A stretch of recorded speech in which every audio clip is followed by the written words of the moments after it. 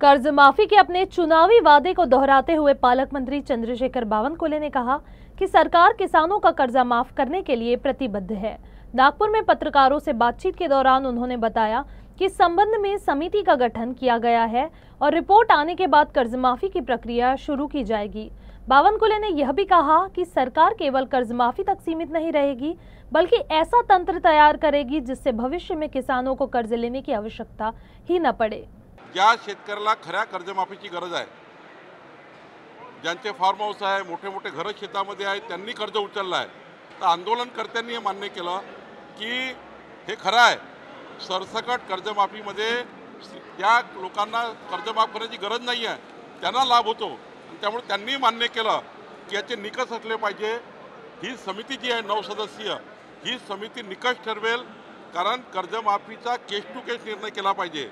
अल्प उधारकर्ता काय, अत्यल्प उधारकर्ता काय, 40 वर्ष ज्यांनी त्या ठिकाणी कर्ज घेतलं पण त्यांचं कर्ज संपत नाही पूर आणीमुळे किंवा वेगवेगळ्या व्यवस्थेच्यामुळे अडचणीमुळे, त्यामुळे त्याही शेतकऱ्यांना पहिले मदत झाली पाहिजे।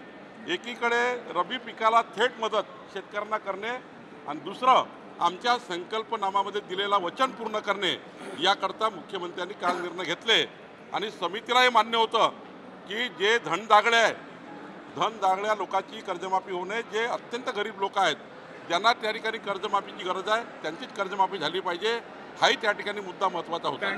मुख्यमंत्री ने बैंकों को कड़े निर्देश दिए हैं कि किसानों से कर्ज वसूली पर तत्काल प्रभाव से रोक लगाई जाए। जब तक सरकार किसानों का कर्ज माफ नहीं करती तब तक किसी भी प्रकार की वसूली नहीं की जाएगी।